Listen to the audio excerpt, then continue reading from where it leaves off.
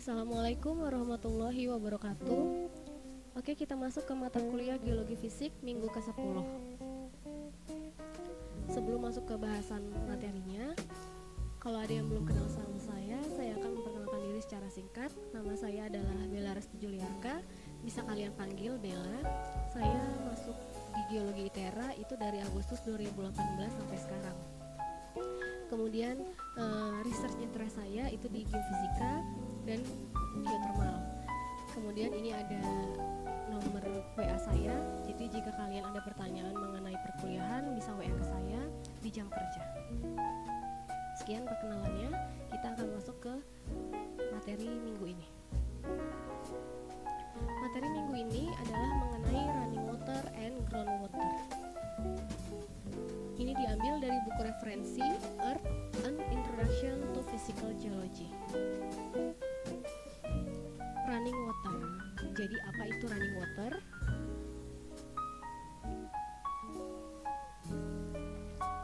Bumi adalah satu-satunya planet di tata surya yang memiliki lautan yang luas dan siklus hidrologi. Air ditemukan hampir di mana-mana di bumi, di lautan, gletser, sungai, danau, udara, tanah, dan jaringan hidup. Semua reservoir ini merupakan hidrosfer bumi yang berisi sekitar 1,39 miliar kilometer kubik atau sekitar 333 juta mil kubik air. Sebagian besar darinya diperkirakan 96,5% adalah lautan luas. Kemudian lapisan es dan gletser itu menyumbang sekitar 1,74%, menyisakan kurang dari 2% dibagi di antara danau, sungai, air bawah permukaan, dan atmosfer. Sekarang kita lihat gambar. Dari gambar pertama, itu kita bisa lihat sebanyak 96,5% adalah lautan.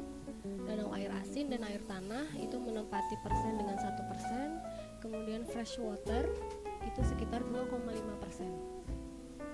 Kemudian ke gambar selanjutnya, kita lihat komposisi fresh water itu terdiri dari lapisan es dan gletser sekitar 68,6%, kemudian ada air tanahnya 30,1%, dan air permukaan serta fresh water lainnya sekitar 1,3%. Dan dari gambar terakhir kita bisa lihat yang menempati persentase tertinggi itu adalah salju dan es dengan total 73,1%, kemudian ada danau 20,1%, dan lainnya. Kemudian kita masuk ke siklus hidrologi. Air secara konstan itu bergerak di antara lingkungan bumi yang berbeda-beda. Hidrosfer, atmosfer, geosfer, dan biosfer. Sirkulasi air yang tidak berkesudahan ini disebut sebagai siklus hidrologi.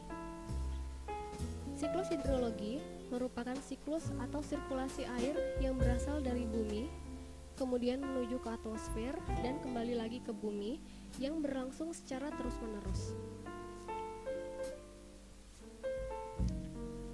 Karena bentuknya memutar dan berlangsung secara terus-menerus, inilah yang menyebabkan air seperti tidak pernah habis. Siklus ini juga memiliki peranan yang sangat penting bagi kelangsungan hidup makhluk di bumi. Karena adanya siklus inilah, ketersediaan air di bumi bisa selalu terjaga. Dan karena adanya siklus hidrologi ini, keseimbangan ekosistem di bumi itu juga selalu terjaga. Oke, kita akan membahas siklus hidrologi. Jadi tahapan yang pertama pada siklus hidrologi adalah evaporasi. Proses evaporasi ini merupakan istilah lain dari penguapan. Siklus hidrologi akan dimulai dari adanya penguapan.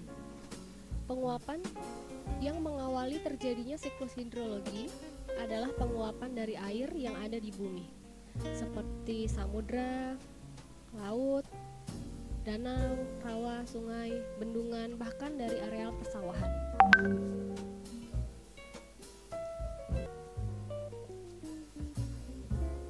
Semua air tersebut akan berubah jadi uap air karena adanya pemanasan dari sinar matahari. Hal inilah yang disebut dengan evaporasi atau penguapan. Kemudian evaporasi ini akan mengubah bentuk air yang semula menjadi cair menjadi uap air yang berwujud gas. Karena menjadi wujud gas, hal ini memungkinkan bahwa gas tersebut dapat naik ke atas, ke atmosfer, karena terbawa oleh angin. Kemudian semakin panas matahari yang diterima, maka akan semakin banyak air yang berubah menjadi uap air, dan semakin banyak pula yang terbawa ke lapisan atmosfer bumi. Kemudian di sini ada proses yang namanya transpirasi. Selain evaporasi, ada bentuk penguapan lainnya, yakni penguapan yang berasal dari jaringan makhluk hidup. Penguapan yang terjadi di jaringan makhluk hidup ini disebut sebagai transpirasi.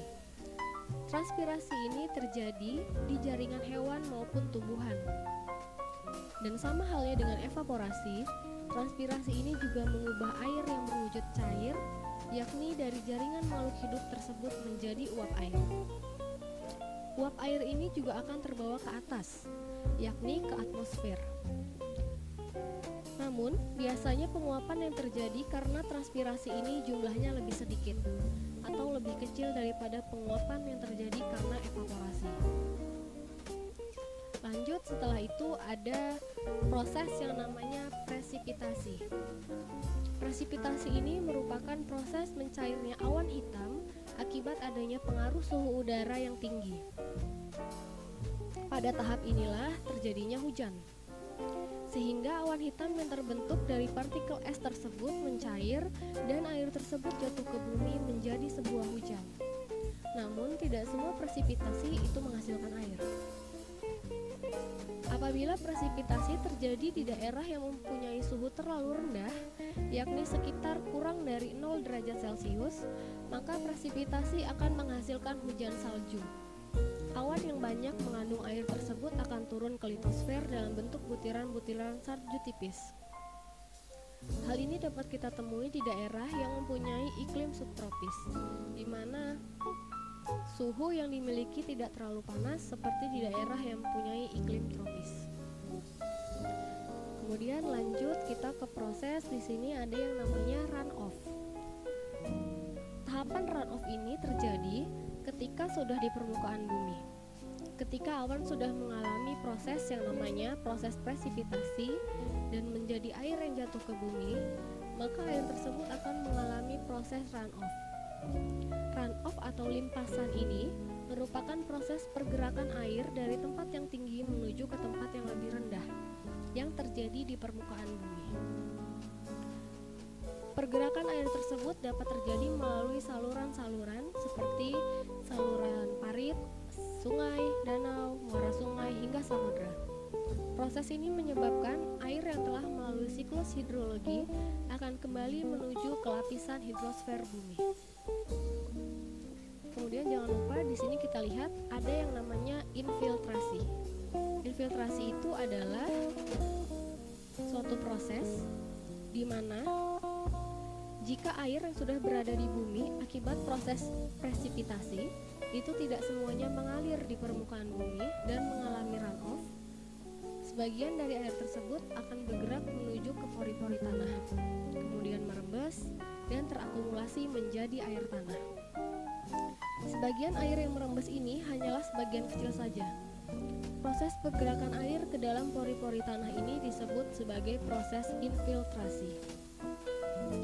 Proses infiltrasi akan lambat membawa air untuk menuju kembali ke laut setelah melalui proses runoff dan infiltrasi.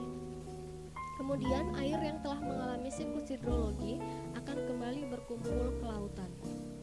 Dan dalam waktu yang berangsur-angsur air tersebut akan mengalami siklus hidrologi yang baru. Nah, kemudian nanti akan balik lagi ke proses yang namanya evaporasi.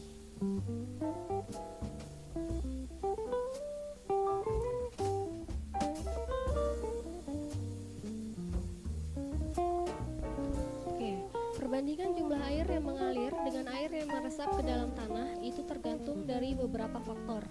Yang pertama adalah intensitas dan durasi dari curah hujan. Kemudian yang kedua, jumlah air yang ada di tanah.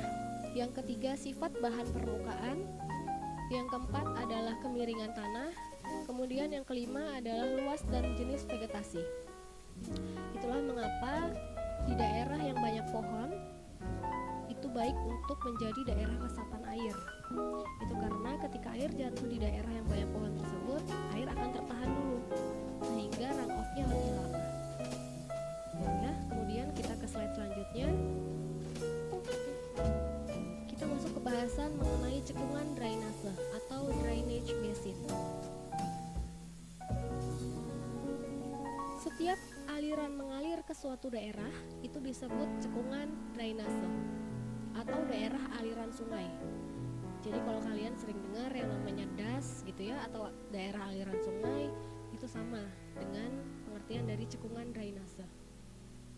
Setiap cekungan drainase atau das itu dibatasi oleh garis imajiner yang disebut divide ini ya, garis ini itu adalah garis pembatas dari setiap cekungan drainase atau garis kesenjangan ya, yang jelas terlihat sebagai punggungan tajam di beberapa daerah pegunungan, tetapi akan lebih sulit untuk kita tentukan di mana daerah garis divide-nya gitu ya, apabila topografinya relatif datar. Contohnya ke sini, kita lihat yang gambar ini. Ketika air hujan, ada air hujan turun ya. Ya, lihat ini ada tanda panahnya. Itu air hujan yang turun ke sini, air hujannya akan masuk ke dalam daerah cekungan drainase yang sebelah sini. Ya, jadi ketika ada air hujan turun, dia akan mengalir ke bawah sini. Kemudian di sini ada air hujan yang turun, dia akan mengalir ke bawah sini. Nah, cekungan drainase ini itu dibatasi oleh yang namanya tadi garis divide ya, drainase divide atau garis kesenjangan dari drainase. Itu biasanya berbentuk punggungan yang tajam gitu ya. Sekarang gini, bagaimana apabila hujannya turun di daerah sini? Jadi kalau hujannya turun di daerah sini, dia akan masuk ke dalam cekungan yang sini. Jelas ya? Jadi dia akan menjadi satu kesatuan dari cekungan drainase yang sebelah sini, karena sudah dibatasi tadi dengan garis kesenjangan, garis drainage divide. Oke. Kemudian ini adalah contoh dari cekungan drainase. Ya, contohnya itu adalah di Sungai Mississippi. Sungai Mississippi yang memiliki cekungan drainase terbesar di Amerika Utara. Jadi cekungan ini mengumpulkan dan mengangkut 40% aliran di Amerika Serikat. Kemudian kita masuk ke bahasan sistem sungai. Sistem sungai merupakan salah satu sistem kecil yang berada di dalam sistem hidrologi. Sistem sungai berawal dari partikel-partikel pegunungan kapur yang terbawa oleh air hujan. Air yang jatuh pada suatu daerah di pegunungan tersebut ada yang meresap masuk ke dalam tanah atau tadinya kita maksud dengan infiltrasi, hingga mencapai suatu lapisan tanah yang tidak tembus air atau kedap air. Kemudian menjadi air tanah dan sebagian lagi menjadi air di permukaan. Air tanah ini akan muncul kembali di bagian permukaan tanah yang lebih rendah sebagai mata air, misalnya di lembah-lembah atau kaki pegunungan yang terjadi proses terbawanya kapur di wilayah tersebut yang lebih dikenal dengan erosi. Jadi erosi itu apa? Erosi adalah proses berpindahnya massa batuan dari satu tempat ke tempat lain yang dibawa oleh tenaga pengangkut yang bergerak di muka bumi. Jelas ya? Jadi erosi adalah proses berpindahnya massa batuan dari satu tempat ke tempat lain yang dibawa oleh tenaga pengangkut yang bergerak di muka bumi. Tenaga pengangkut tersebut bisa berupa angin, air, maupun gletser atau es yang mencair. Erosi bisa terjadi di darat maupun di pantai. Dan untuk sebagian besar, berbagai sungai yang ada itu adalah cerminan dari berbagai lingkungan di mana mereka ditemukan. Sistem sungai tidak hanya melibatkan jaringan saluran air, tetapi seluruh daerah aliran sungai. Dan berdasarkan proses dominan yang beroperasi di dalamnya, sistem sungai dapat dibagi menjadi 3 zona. Yang pertama adalah zona dari produksi sedimen, ya, di mana di zona ini itu erosi yang mendominasi. Kemudian ada zona transportasi sedimen, dan yang terakhir adalah zona pengendapan sedimen. Kalau kita berbicara sungai, kita berbicara ke pola drainase. Pola drainase itu dibagi menjadi beberapa pola. Di sini ada 4 pola, yaitu yang pertama adalah pola dendritik, pola radial, pola rektangular, dan pola trellis. Pola dendritik, pola drainase sungai yang menyerupai pembuluh darah daun di map view. Terjadi terutama di mana batu-batu di bawah ini memiliki ketahanan yang seragam terhadap erosi. Umumnya terdapat pada daerah dengan batuan sejenis dan penyebaran yang luas. Misalnya kawasan yang tertutup endapan sedimen yang terluas dan terletak pada bidang horizontal, seperti di dataran rendah bagian timur Sumatera dan Kalimantan. Ya, jadi bentuknya kalau yang dendritik itu menyerupai bentuk pembuluh darah. Jadi dia bercabang-cabang gitu, seperti pembuluh darah manusia. Atau pembuluh darah di daun, itu juga bisa. Kemudian yang kedua itu adalah pola radial. Bentuknya menyerupai kipas atau lingkaran. Anak-anak sungai itu berkonsentrasi ke satu titik secara radial. Memiliki karakteristik daerah vulkanik, kerucut atau kubah intrusi, dan sisa-sisa erosi. Pola pengaliran radial pada daerah vulkanik disebut sebagai pola pengaliran multiradial. Umumnya dijumpai di daerah berbukit atau lereng gunung berapi, seperti Gunung Semeru, Gunung Ijen, dan Gunung Merapi. Kemudian kita ke pola yang ketiga, yaitu adalah pola rektangular. Pola drainase di mana saluran sungai berkembang dalam jaringan skala besar berpotongan sendi. Pola drainase ini ditandai dengan tikungan sudut tepat di saluran anak sungai dan sungai yang berpotongan. Ya, jadi pola drainase ini ditandai dengan tikungan sudut tepat di saluran sungai dan anak sungai yang berpotongan. Kemudian memiliki karakteristik kekar atau sesar yang memiliki sudut kemiringan, tidak memiliki perulangan lapisan batuan, dan sering memperlihatkan pola pengaliran yang tidak menerus. Umumnya terdapat di daerah berbatuan kapur seperti di kawasan Gunung Kidul, Yogyakarta. Oke, kemudian kita ke pola yang keempat, yaitu adalah pola trellis. Percabangan anak sungai dengan sungai utama hampir tegak lurus. Ini ya, dia percabangannya dengan sungai utama itu hampir tegak lurus. Kemudian sungai-sungai utama sejajar atau hampir sejajar, berkembang di batuan sedimen terlipat atau terungkit dengan litologi yang berselang-seling antara yang lunak dan resisten. Memiliki karakteristik batuan sedimen yang memiliki kemiringan lapisan atau terlipat. Batuan vulkanik atau batuan metasedimen, derajat rendah dengan perbedaan pelapukan yang jelas. Jenis pola pengaliran biasanya berhadapan pada sisi sepanjang aliran subsekuen. Oke, kita lanjut ke karakteristik aliran sungai. Air di saluran sungai itu bergerak di bawah pengaruh gravitasi. Dalam aliran yang mengalir sangat lambat, air bergerak di jalur garis lurus yang hampir sejajar dengan saluran aliran. Ini disebut aliran laminar atau gambar A. Ya. Sekarang fokus lihat ke gambar A. Ini adalah aliran laminar, yaitu aliran yang mengalir dengan sangat lambat. Air bergerak di jalur garis lurus yang hampir sejajar dengan saluran aliran.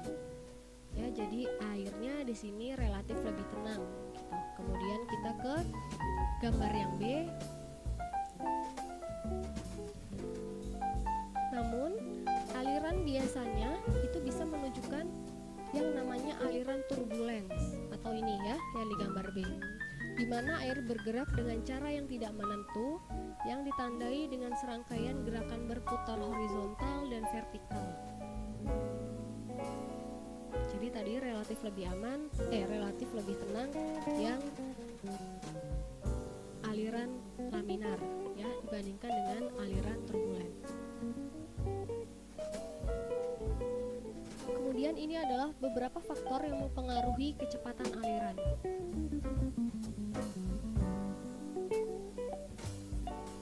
Kemampuan aliran untuk mengikis dan mengangkut material berhubungan langsung dengan kecepatan alirannya. Bahkan sedikit variasi dalam laju aliran dapat menyebabkan perubahan signifikan pada beban sedimen yang diangkut oleh aliran. Beberapa faktor itu mempengaruhi kecepatan aliran, dan karenanya mengendalikan potensi aliran untuk melakukan pekerjaan mengangkut sedimen. Faktor-faktor ini termasuk yang pertama adalah kemiringan saluran atau gradien, kemudian bentuk dari saluran, ukuran saluran dan kekasaran, dan yang terakhir adalah debit atau jumlah air yang mengalir di saluran. Sekarang, sungai apakah yang terbesar di dunia? Ya, di sini ada 10 sungai terbesar di dunia. Di gambar ini ada 10 sungai terbesar di dunia. Ya, kita bisa lihat di sini yang menempati peringkat pertama adalah Sungai Mississippi dengan ukuran cekungan basinnya itu sekitar 1150 mil kuadrat. Kemudian diikuti dengan Saint Lawrence, kemudian ada Ohio, Columbia, dan lain sebagainya.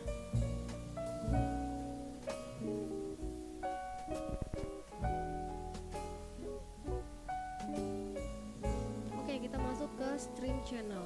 Stream channel atau yang dikenal dengan saluran aliran itu bisa dibagi menjadi dua, yaitu ada yang namanya bedrock channel dan ada yang namanya alluvial channel. Bedrock channel seperti namanya, yaitu saluran batuan dasar dipotong ke strata yang mendasarinya dan biasanya terbentuk di daerah hulu sistem sungai, di mana aliran sungai memiliki lereng yang curam. Sedangkan alluvial channel atau saluran alluvial terbentuk dalam sedimen yang sebelumnya diendapkan di lembah. Pola saluran alluvial mencerminkan kemampuan aliran untuk mengangkut muatannya pada laju yang seragam sambil mengeluarkan energi paling sedikit.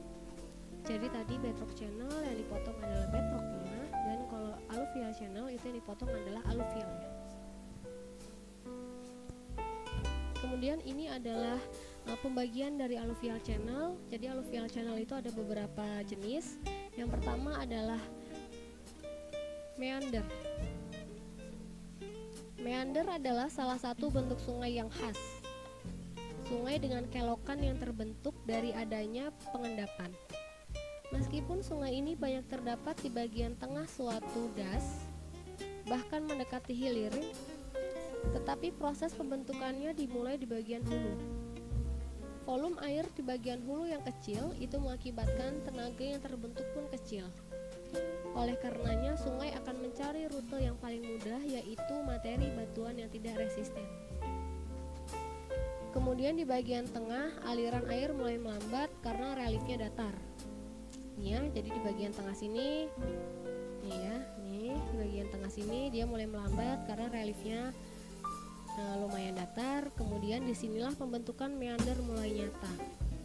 Proses meander terjadi di tepi sungai, baik bagian dalam maupun luar lekukan sungai. Pada bagian sungai yang alirannya cepat,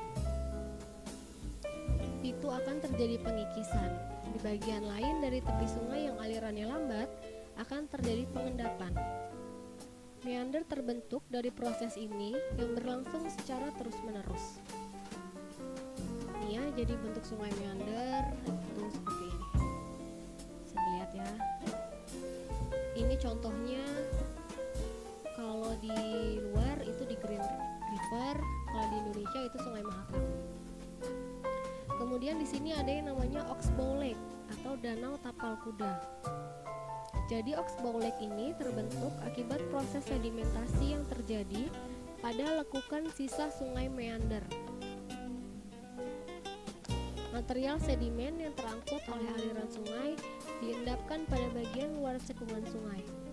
Proses ini jika berlangsung terus-menerus dalam waktu yang lama, mengakibatkan material sedimen akan memotong alur sungai sehingga alur sungai berubah menjadi lurus. Ya, sementara itu cekungan alur sungai yang terpotong membentuk genangan air menjadi danau. Ini ya, ini gambarnya, ini Oxbow Lake-nya itu yang sebelah sini, Oxbow Lake. Jadi ini adalah meander channel-nya, kemudian ini adalah Oxbow Lake. Oke, kemudian dari alluvial channel itu ada yang namanya braided channels atau saluran jalinan. Ya, jadi dia bentuknya seperti jalinan gitu, jadi kayak kepangan. Kemudian beberapa aliran terdiri dari jaringan kompleks saluran konvergen dan menyimpang yang menjalin jalan di antara banyak pulau atau bar kerikil. Karena saluran ini memiliki tampilan yang terjalin, maka disebut saluran yang dikepang. Jadi bentuknya itu menyerupai kepangan rambut. Ini ya. Jadi dia jalinan gitu.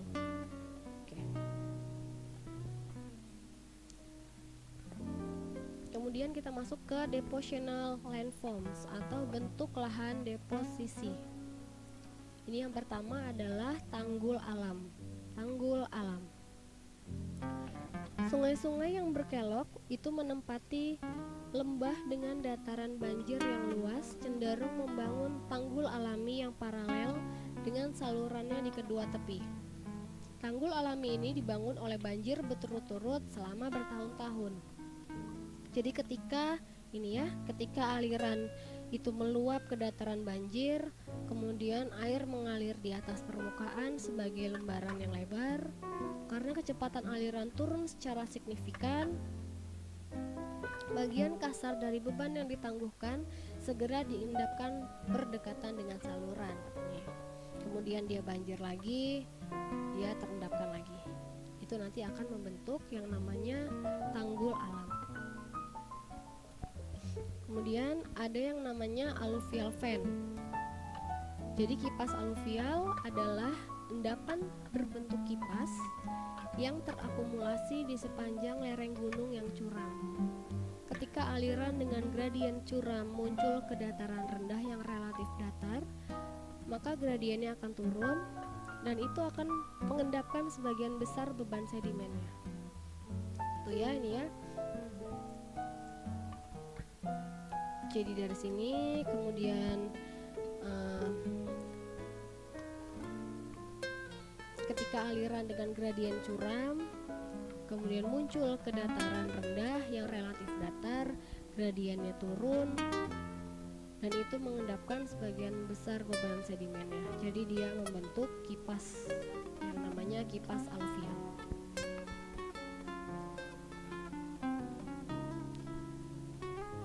Kemudian kita juga akan membahas mengenai banjir, floods.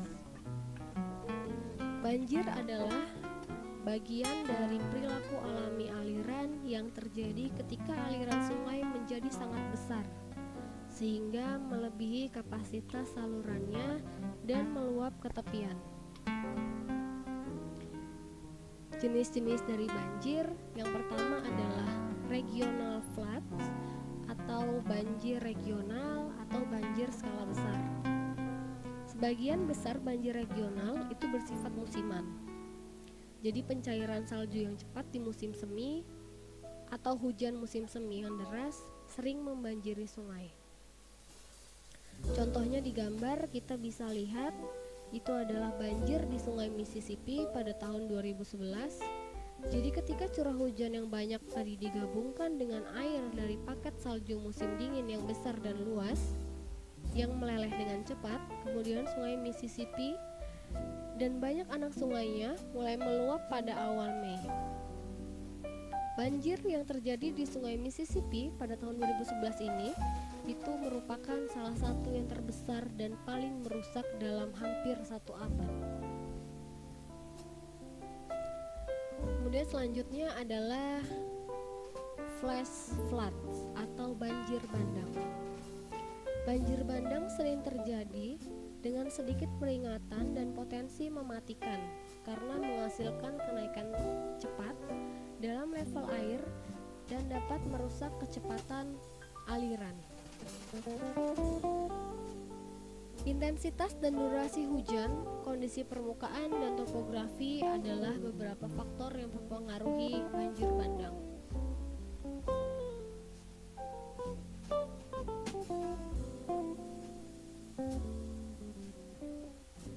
Di gambar ini kita bisa melihat banjir bandang yang terjadi di Vermont Agustus 2011. Kemudian tipe dari banjir yang selanjutnya adalah ice jam flood. Ice jam flood itu terjadi ketika tingkat aliran naik. Kemudian karena naiknya tingkat aliran tersebut dapat memecah es dan menciptakan es mengambang yang dapat menumpuk pada penghalang saluran.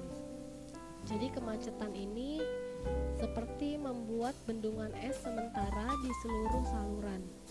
Jadi tadi karena tingkat aliran tersebut bisa memecah es ya, jadi aliran esnya itu menumpuk kemudian menutup aliran gitu. Jadi alirannya macet dan akan terbentuklah namanya bendungan es. Jadi air yang terperangkap di hulu kemudian dapat naik dengan cepat dan meluap ke saluran. Jadi ketika bendungan es itu gagal, maka air di belakang bendungan dilepaskan dengan kekuatan yang cukup untuk menimbulkan kerusakan besar di hilir. Contohnya di gambar ini sering terjadi di lautan Arktik yang banyak saljunya ya. Oke, selanjutnya bagaimana sih untuk mengontrol banjir? Jadi ada beberapa cara untuk mengontrol banjir. Yang pertama adalah dengan tanggul buatan, artificial cliffs. Tanggul buatan adalah gundukan tanah yang dibangun di tepi sungai untuk menampung aliran di salurannya ketika volume air meningkat. Tanggul ini digunakan sejak zaman kuno, adalah struktur penahan aliran yang paling umum digunakan. Di beberapa lokasi, tembok beton itu dibangun sebagai tanggul buatan untuk menahan aliran gitu ya. Kemudian yang kedua ada yang namanya channelisasi. Channelisasi itu melibatkan mengubah saluran aliran untuk membuat aliran lebih efisien. Ini mungkin hanya mengakibatkan membersihkan saluran penghalang atau pengerukan saluran atau menghilangkan sedimen-sedimen dari dasar saluran untuk membuatnya lebih luas dan lebih dalam. Jadi airnya bisa dengan bebas lewat gitu ya. Jadi tidak ada yang menghalangi lagi. Kemudian yang ketiga yaitu dengan membuat bendungan pengendali banjir atau dams ya. Jadi bendungan pengontrol banjir itu dibangun untuk menyimpan air banjir dan kemudian melepaskannya secara perlahan dengan cara yang terkontrol. Walaupun bendungan efektif dalam mengurangi banjir dan memberikan manfaat lain, konstruksi dan pemeliharaannya juga memiliki biaya dan konsekuensi yang signifikan. Kemudian yang keempat adalah pendekatan non-struktural. Jadi semua tindakan pengendalian banjir yang dijelaskan sejauh ini itu bisa menggunakan solusi struktural untuk mengendalikan sungai. Dan solusi ini biasanya termasuk solusi dengan biaya yang mahal. Oke, tadi adalah penjelasan mengenai running water. Jadi apa kalian sudah dapat apa yang dimaksud dengan running water? Oke, kalau sudah, kita masuk ke pembahasan mengenai groundwater. Jadi apa itu groundwater? Groundwater adalah air tanah. Jadi air tanah itu adalah air yang disimpan di bawah permukaan bumi, terutama di ruang pori-pori kecil antara batu atau butiran sedimen. Air tanah merupakan reservoir air tawar terbesar yang tersedia untuk manusia dan merupakan sumber daya penting bagi peradaban manusia. Secara geologis, air tanah penting sebagai agen erosi.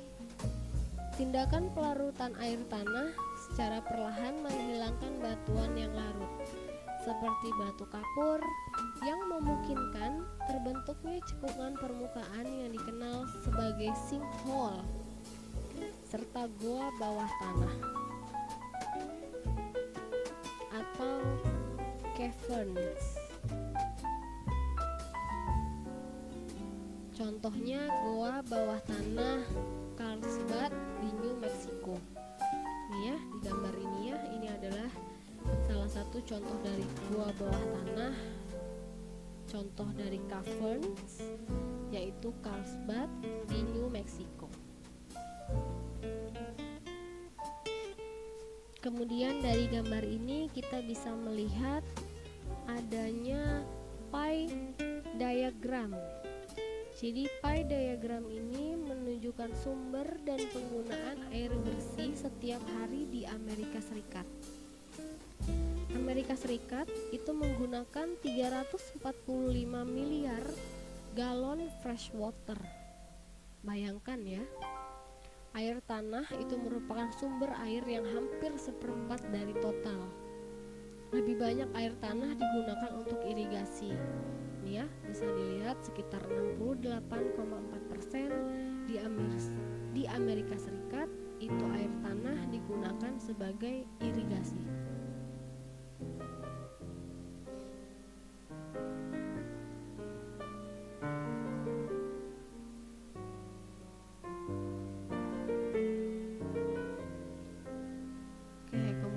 Kita akan membahas ke bagian groundwater and water table. Ada yang pernah tahu apa yang namanya water table?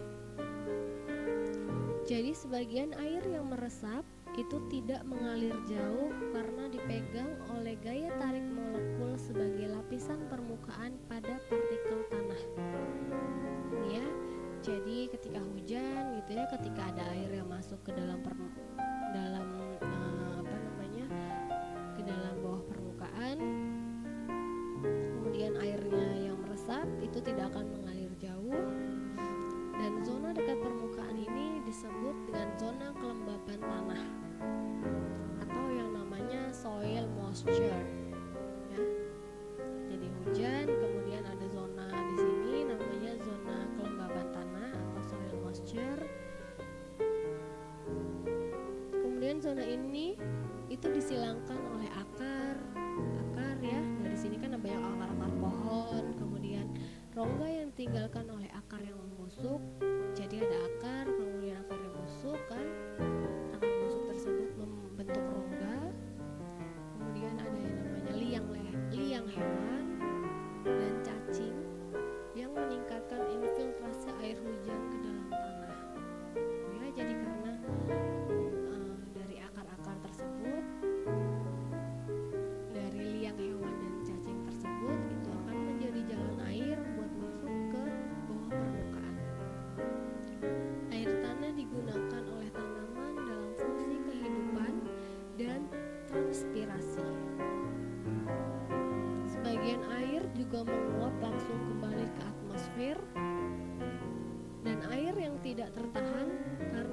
kelembaban tanah itu akan meresap ke bawah hingga mencapai zona di mana semua ruang terbuka di sedimen dan batuan itu terisi penuh dengan air. Ini ya. Itu disebut dengan zona saturasi. Jadi air yang ada di zona saturasi itu disebut dengan air tanah.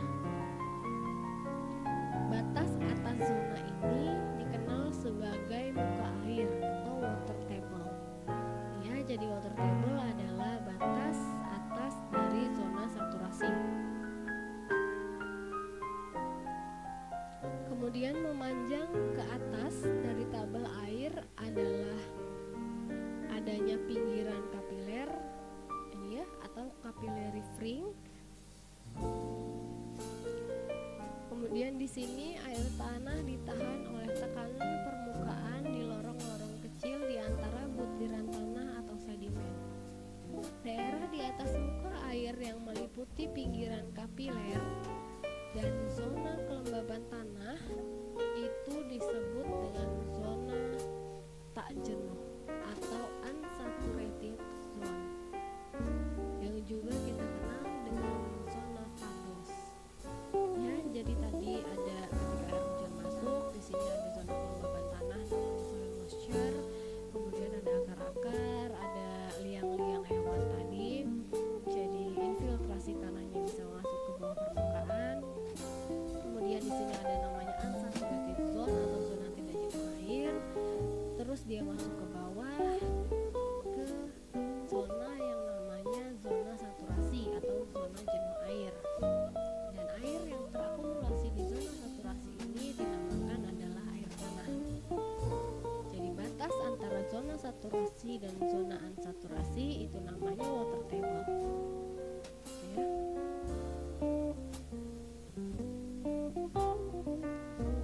Kemudian ini adalah faktor yang mempengaruhi penyimpanan dan pergerakan air tanah.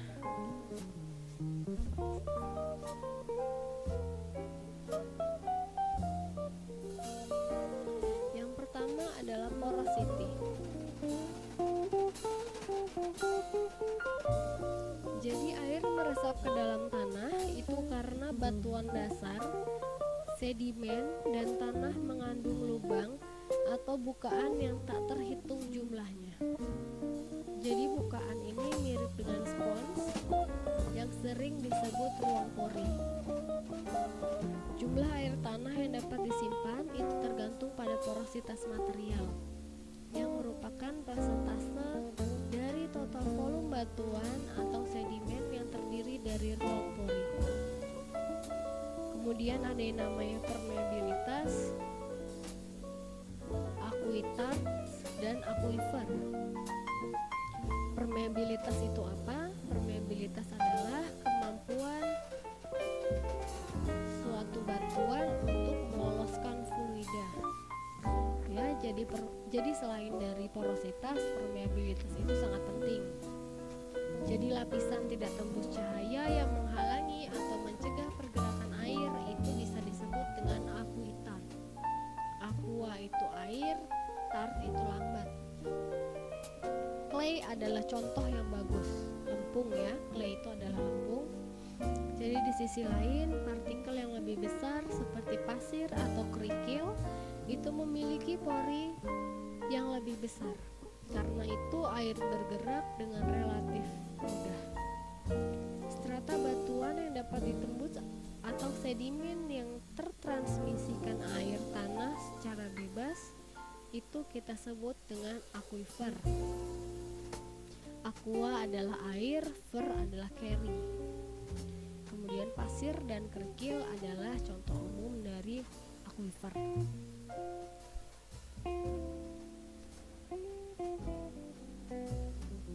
Ini adalah slide mengenai mata air, air panas, dan geyser. Inilah contoh groundwater ya. Jadi mata air, apa sih bedanya mata air panas, dan geyser itu? Jadi kalau mata mata air itu adalah tempat alami di mana air tanah mengalir keluar ke permukaan. Mata air panas seperti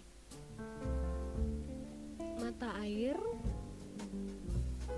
panas itu seperti mata air biasa tapi dia panas. Gitu ya. Jadi bedanya mata air dan mata air panas adalah mata air itu tempat alami di mana air tanah mengalir keluar ke permukaan. Dan kalau mata air panas, dia mata air tapi sifatnya panas. Gitu.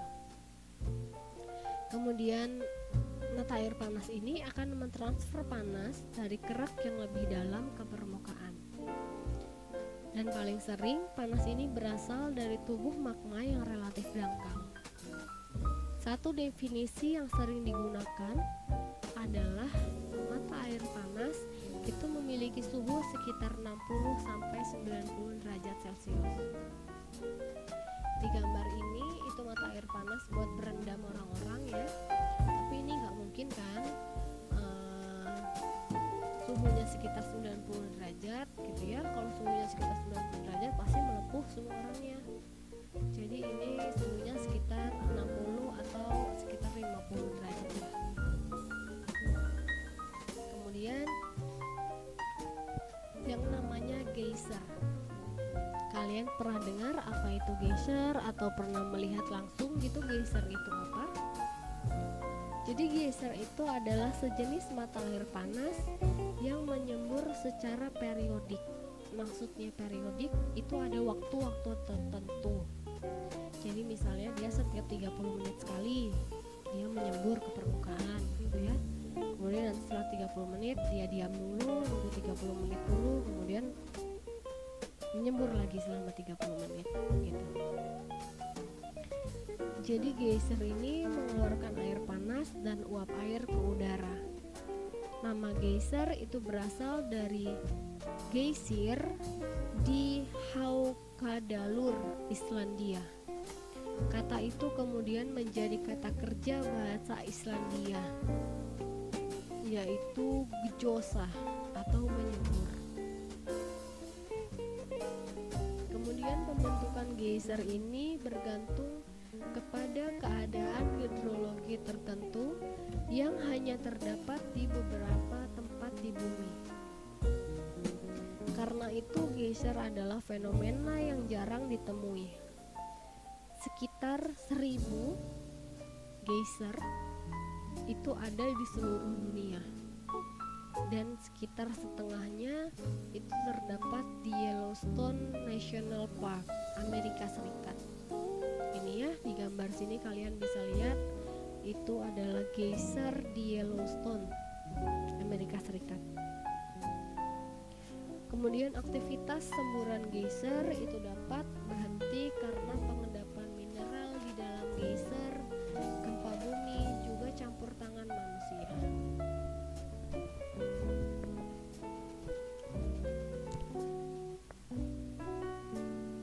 Kemudian air tanah itu juga dapat menyebabkan beberapa masalah lingkungan. Yang pertama adalah subsidence atau amblesan.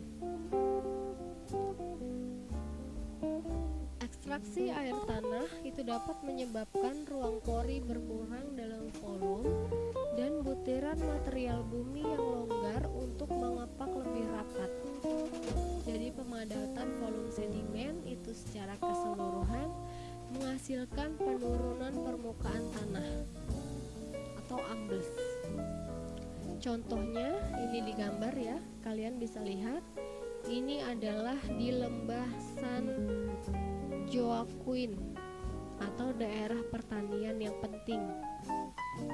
Jadi daerah ini itu sangat bergantung pada irigasi. Jadi ini kita lihat ya, ini di tahun 1925 dan tahun 1977. Jadi bagian lembah ini surut hampir 9 meter.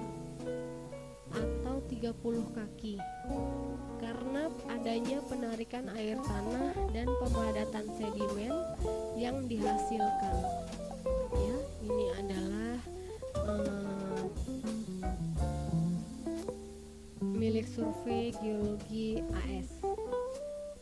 Ya, jadi US melakukan survei geologi di lembah San Joaquin. Jadi pada tahun 125 itu levelnya itu di atas ini gitu ya.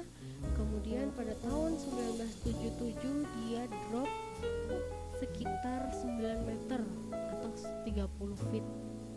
Bayangkan ya, sangat besar gitu dropnya.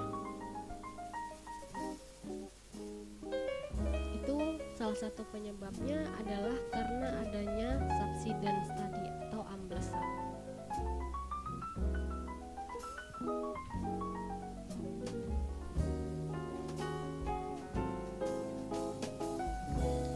Kemudian ini adalah contoh-contoh dari subsidence ya, amblesan. Jadi yang pertamanya di sini tanahnya itu rata, kemudian dia ambles ke dalam gitu ya. Ini juga nih, jadi daerah sekitarnya dia rata, kemudian daerah sini mengalami ambles. Yang kedua, permasalahan lingkungan yang kedua adalah salt water contamination atau adanya kontaminasi air asin atau air dari laut gitu ya. Kontaminasi air asin adalah masalah lingkungan yang umum di dekat daerah pesisir. Air tanah segar itu mengapung di air tanah asin karena kepadatannya lebih rendah. Jadi jika air tawar yang cukup dipompa keluar untuk menurunkan muka air dengan jumlah tertentu, dasar air tawar akan naik sekitar 40 kali lipat dari jumlah itu. Jadi sumur di dalam itu mungkin mulai mengakses air asin yang lebih dalam.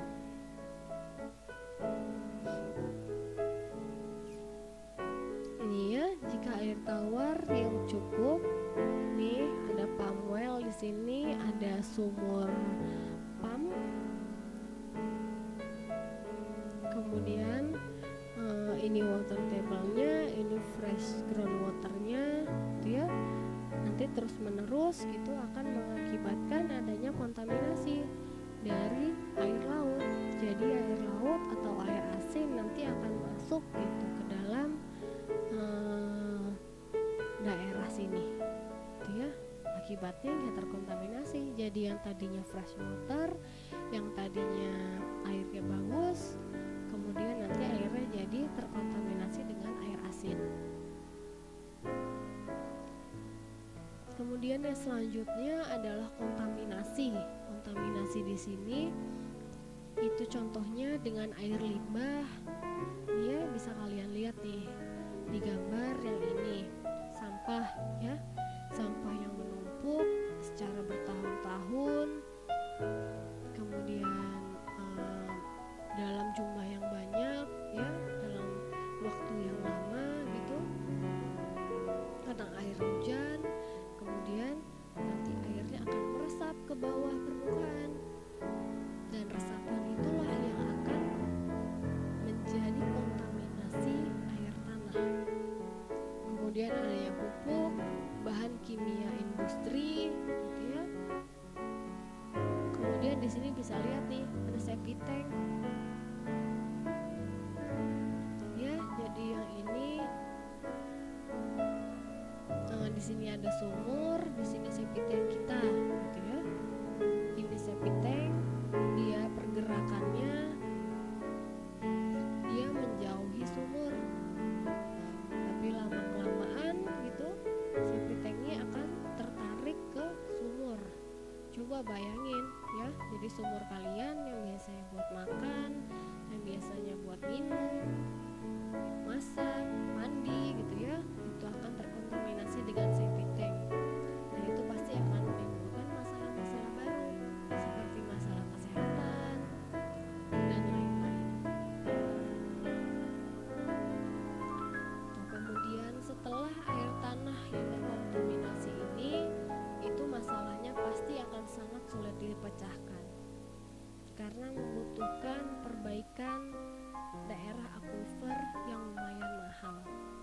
Jadi kalau sudah terkontaminasi, nanti memperbaikinya itu akan susah karena biayanya itu relatif lebih mahal. Jadi lebih baik mencegah daripada mengobati, gitu ya.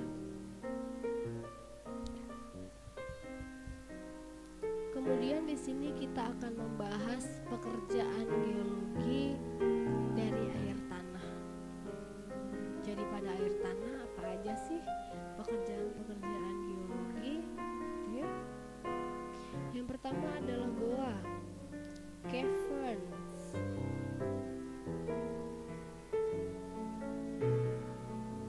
Hasil paling spektakuler dari karya erosi air tanah adalah goa-goa batu kapur. Air tanah melarutkan batu, khususnya batu kapur, kemudian meninggalkan ruang kosong di batu. Goa-goa itu terbentuk di zona saturasi, tetapi kemudian menjatuhkan tabel air dapat membuatnya terbuka dan kering dan tersedia bagi orang untuk dijelajahi. Jadi nantinya bisa sebagai daerah wisata, gitu ya.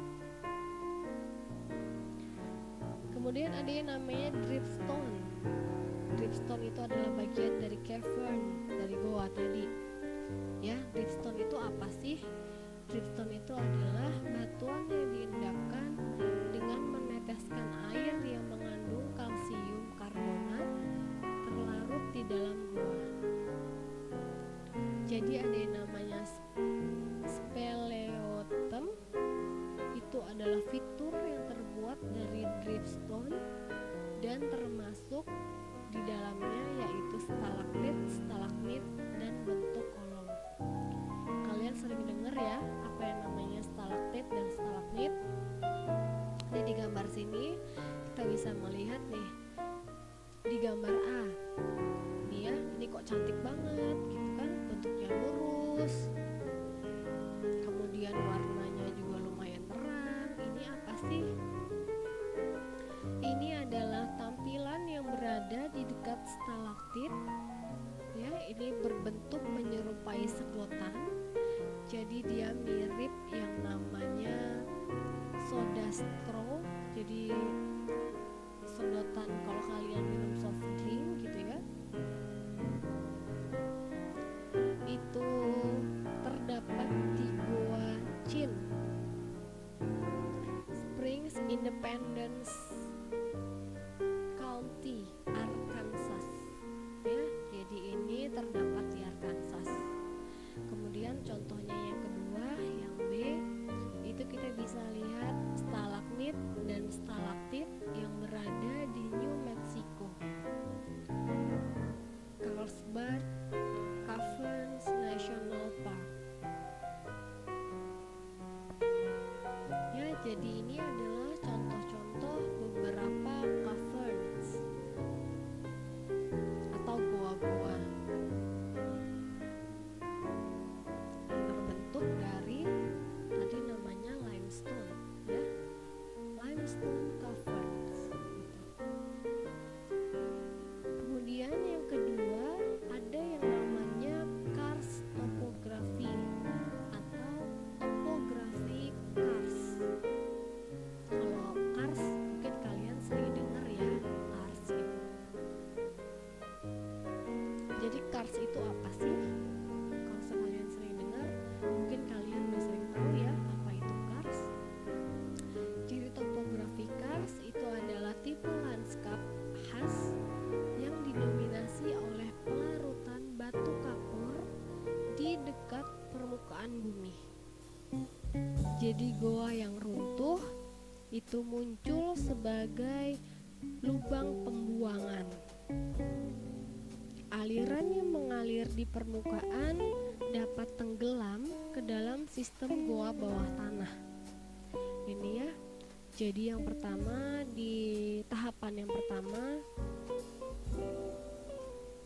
itu dia bentuknya seperti ini. Kemudian lama-lama goanya tersebut runtuh, nih ya. Dia akan tumbuh menjadi lebih luas dan sinkhole-nya itu akan meningkat ya. Runtuhan tadi itu yang kita sebut dengan sinkhole. Kemudian dan di tempat yang lain air yang sama akan muncul kembali sebagai pegas. Jika batu kapurnya cukup larut, hanya puncak-puncak batu kapur yang terisolasi yang akan tersisa, yang menjulang di atas lanskap sebagai menara kars. Jadi ini pertamanya dia dalam keadaan seperti ini ya. Kemudian di sini ada aliran air terus menerus dalam waktu yang lama gitu. Kemudian dia ambles gitu ya, dia ambles ke bawah. Dia goanya di sini runtuh gitu, membentuk lubang pembuangan gitu ya, atau yang kita sebut dengan sinkhole. Kemudian nanti di sini batu kapurnya itu lama-lama akan larut gitu. Kemudian puncak-puncak batu kapur yang terisolasi tadi kita sebut sebagai menara kars atau tower kars gitu ya biasanya ya. Jadi dia bentuknya seperti gundukan-gundukan gitu. Contohnya di mana sih? Ini kita lihat. Ini contohnya di tower kars di China. Jadi kalau kalian jalan-jalan ke Cina gitu ya, jangan lupa main ke sini, ke tower kars. Jadi di sini kalian bisa melihat bentukan kars yang terbentuk sebagai tower kars gitu. Jadi ada menara-menara kars.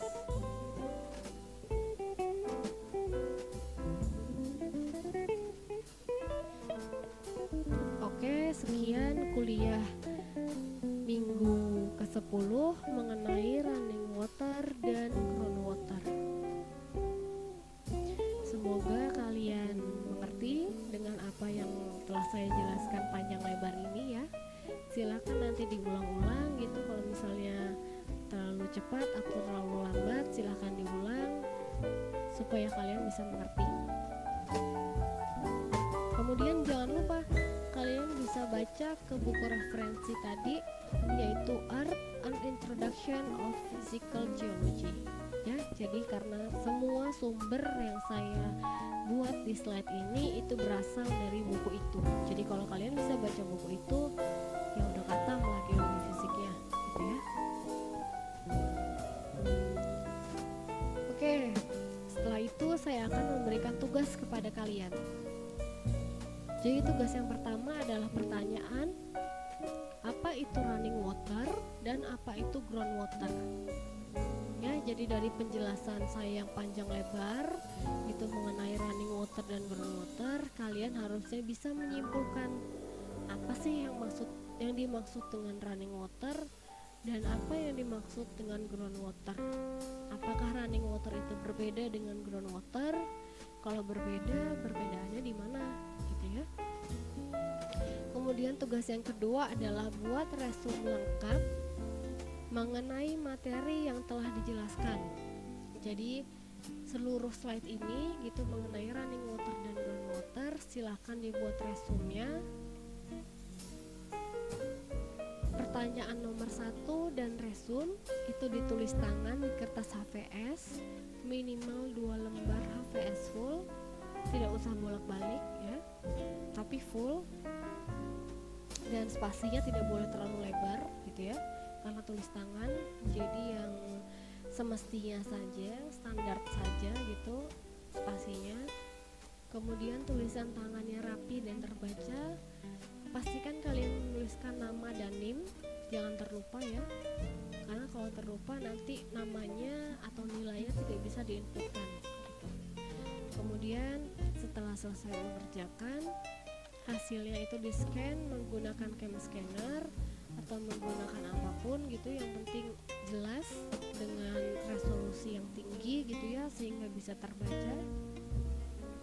Dan kemudian diupload ke Google Classroom kelas geologi fisik itu paling lambat Rabu tanggal 15 April 2020 jam 3 sore. Jadi Jangan sampai telat di deadline-nya Rabu 15 April 2020 pukul 3 sore. Jadi kalau lewat dari itu nilainya tidak akan saya masukkan gitu ya, karena waktunya lumayan lama. Saya kasih waktu dari Sabtu, Minggu, Senin, Selasa sampai Rabu. Kemudian jangan lupa kalian mengklik tombol turn in atau mengumpulkan ya, biar tugasnya itu akan terekam. Oke, terima kasih kuliahnya. Minggu ini tentang running water and groundwater. Kita akan ketemu lagi di 2 minggu lagi. Insya Allah saya akan kasih kuliah kalian lagi mengenai gempa bumi dan struktur dalam bumi. Ya, jadi apa itu gempa bumi, struktur dalam bumi itu apa aja, interior itu apa aja gitu. Dan kalau kalian masih penasaran sama saya gitu kan, yang mana sih yang namanya Bu Bella gitu. Kemungkinan kita bisa ketemu di semester depan. Insya Allah saya ngajar kalian di kelas pengantar geofisika, jadi geofisika umum gitu ya. Oke, sekian dari saya. Terima kasih atas perhatiannya. Terima kasih telah mau mendengar